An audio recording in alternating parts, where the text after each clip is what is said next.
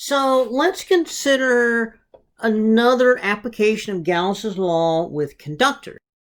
So if you remember, when we had a sheet of charge with an insulating sheet, and we looked at it, and we put a Gaussian surface right here, then we went through some steps to show that the electric field was equal to sigma over 2 epsilon naught.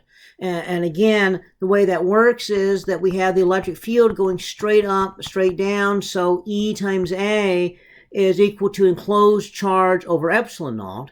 Okay, well, it's really 2EA, and the enclosed charge is going to be sigma times A. Okay, so that cancels, and that gave us the sigma over 2 epsilon naught. Okay. This is for a non-conducting sheet.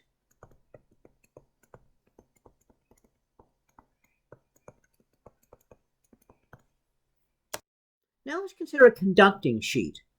So the conducting sheet, we put electric charge onto, and it spreads out, but we know it only is on the surface. So it's only on the surface. So there's a sigma that's only on that surface. So if I imagine, again, we know the electric field by symmetry has to be going straight up. So if I look at this, then what's going to happen is that integral E dot dA is enclosed charge over epsilon naught. And so again, that's going to be E times A, but only on the top. There is no E on the A on the bottom because the E is 0 on the bottom. So it's not 2EA, it's just EA because we don't have the top and the bottom. We just have the top of our Gaussian surface. The enclosed charge is still sigma times A. Okay, and so the A's cancel, and what we get is E equals sigma over epsilon naught. This is for a conducting sheet of charge.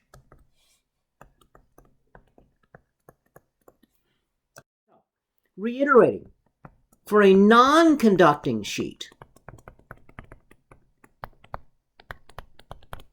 the electric field is equal to sigma divided by 2 epsilon naught. For a conducting sheet, E equals sigma over epsilon naught. And so, as a student, you might wonder why the 2 right there. Well, think about it. If it's conductor and you have charge on the surface up here, then the only direction the electric field can go is up, okay? Because you cannot get electric field inside, so that's if it's a conductor. Okay, if, on the other hand, it's a non-conductor, even if the charge is only on the surface, then the electric field goes both directions. Well, that means that the electric field here, you have the same total fieldage.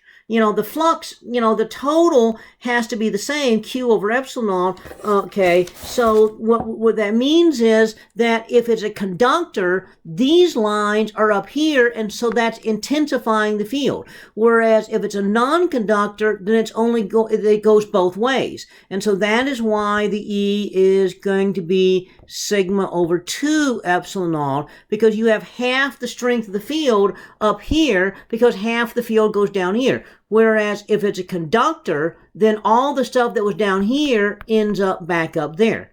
And so that conceptually is a way of thinking about this. And this is also why you drawing these field lines is a useful way of looking at it, because this drawing of the field lines allows you to visually sort of see what's happening and get a qualitative understanding of it.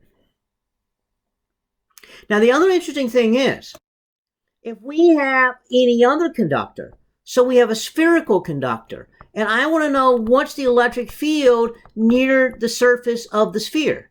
Well, if it's a conductor,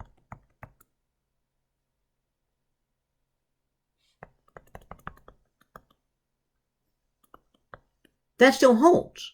Why does that still hold? Well, because even with a sphere, if you can make a small enough Gaussian surface, it's going to look flat right there. Like the Earth. We know the Earth is spherical, but it looks flat to you, as long as you're very close to it. And so this is true of any shape. If you are close enough to it, then it's going to look flat unless it has a very, very sharp edge. And then that gives rise to another interesting sort of thing that we'll talk about later with those sharp edges, because that turns out to be a very fascinating sort of thing. And in fact, one of the things you discover is if you have a conductor and it has a sharp edge like that, the charge has to be spread out everywhere, and so that means that if you look here, there has to be charge here and charge here, so the electric fields back and forth go that. There cannot be any electric field this way. All electric fields going away from a conductor, so this is a conductor, all electric fields going away from a conductor must be perpendicular to the conductor. Why not? Well, because if you had a conductor here and you had an electric field like that, it would have a component this way and a component that way. The horizontal component would simply push charges along the conductor.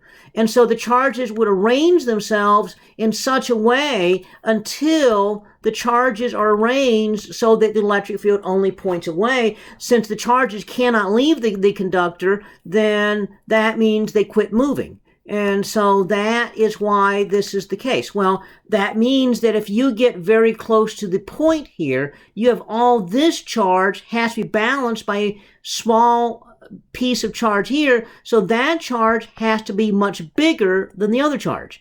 And so if the charge is bigger, that means sigma is bigger also near the point. In fact, since the sigma is bigger, the electric field is sigma over epsilon naught. That means that right at the very edge here, right at the very edge of the point, there has to be a huge sigma right there on the very tip.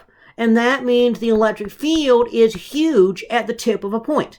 In fact, that's how lightning rods work. Because if you have this huge electric field, the electric field is actually powerful enough to rip electrons off of atoms and cause electric discharge. And so what would happen in that case is that you would have a static charge building up in a building or something, and rather than building up to the point that lightning strikes, as it starts building up, it'd be bleeding off into the air. You can sometimes see these pointed spikes near a building in a thunderstorm have a faint glow around them as you get this static discharge off of it.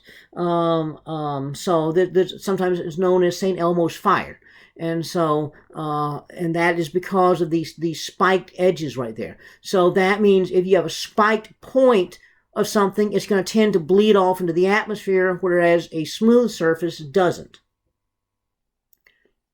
But that also means that if you're very close to a surface, it's always going to look flat right there. And so this relationship is going to hold right at the surface of a conductor.